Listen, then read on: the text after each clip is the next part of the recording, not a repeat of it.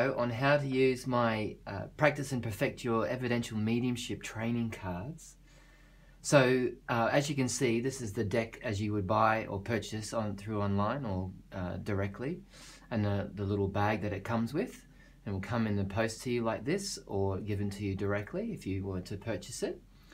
But in the first deck of the cards, we've got the title page obviously here. But as you can see, the first 3 cards in the deck are how to use the cards. And in particular, I'm very big on encouraging people to grow and develop their mediumship by focusing on their clairs. So we've got 7 clairs that you can clearly see here. In particular, with the clairsentient ability, we basically divided it into 2 sections.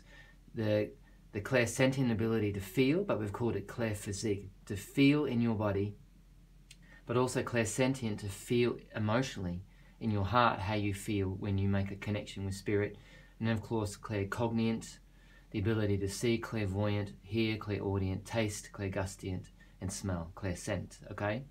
So they're the clairs that we are encouraging people to use when using these cards. And you can kind of see on the cards that there's a symbol that's used on each card as well.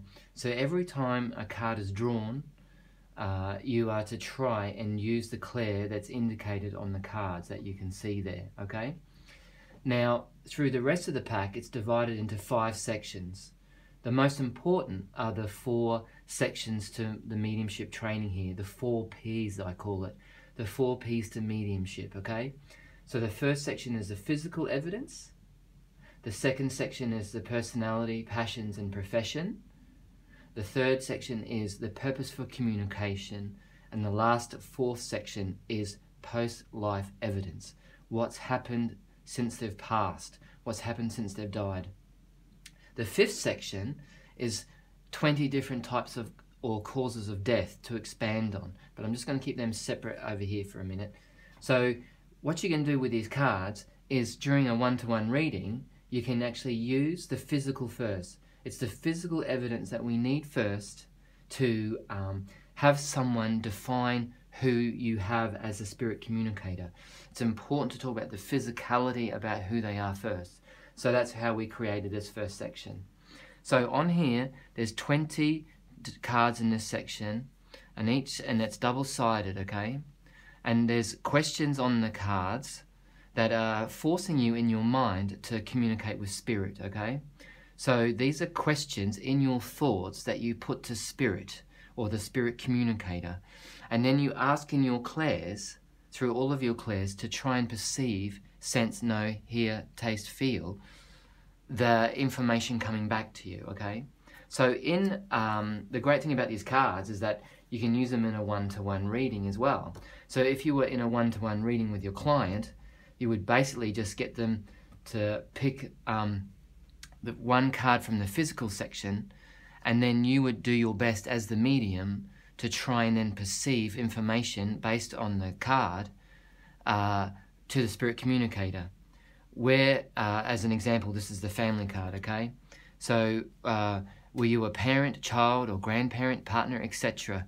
to the person who's in front of you for this reading? How many siblings did you have?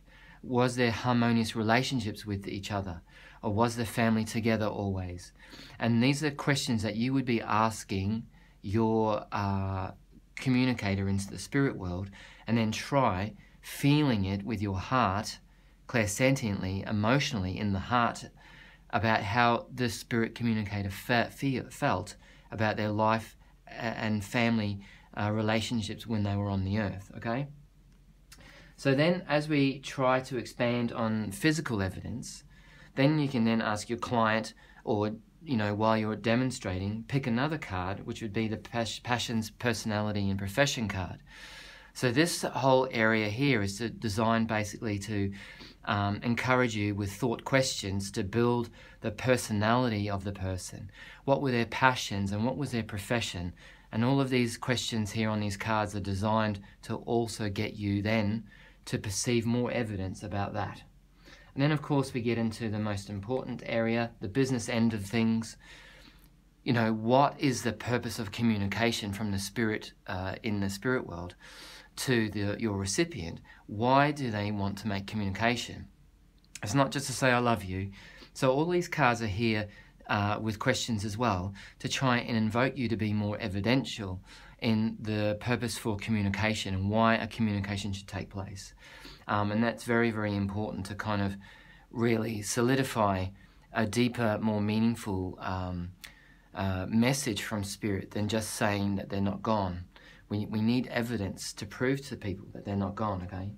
And this is the last section, the most favourite one of mine, post-life evidence. What's happened since they've died? Who did they meet in spirit? What relationships are there that they are with as well? Are they aware of what's going on in the person's life right now? You know, we often think we're dropping psychically and saying to people, oh, I know you're going to move soon and you know, you finally got that job that you got. But imagine if you were channeling that from a loved one instead, or maybe we are and we just don't understand that we are.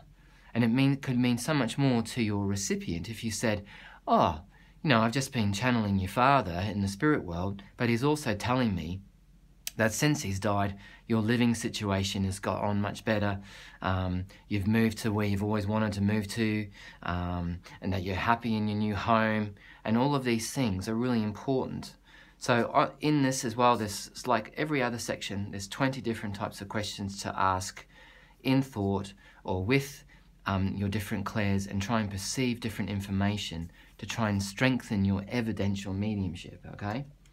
Now this fifth and final section, different causes of death. This is to help those who are into mediumship, you know, strengthen their ability to communicate with people who've died from different causes.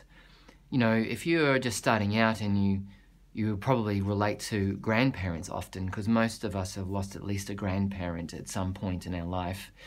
So, but this is to expand on, you know, whether someone has died through acts of service, maybe through a cause of death through fire, drowning in the water, bites, poisons and stings, different types of death, even occupation, different recreational injuries or intentional death, defects or old age, anything that, you know, through research I felt was the most common, or at least the highest 20 types of death that are common to us, to help you expand on developing that link with spirit also.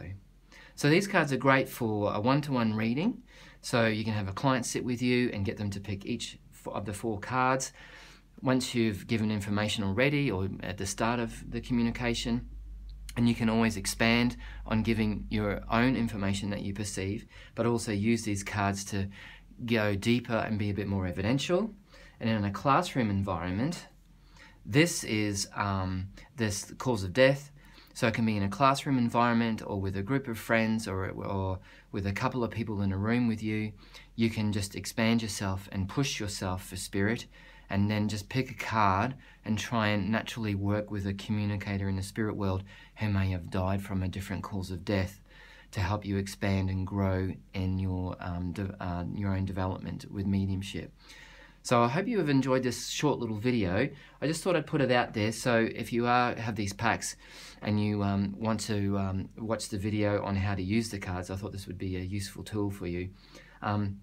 If you do require any more information or would like to know more, please don't hesitate to contact me at rhyswyndavies.com, or you can email me at info@rhyswyndavies.com. Thank you very much for your time.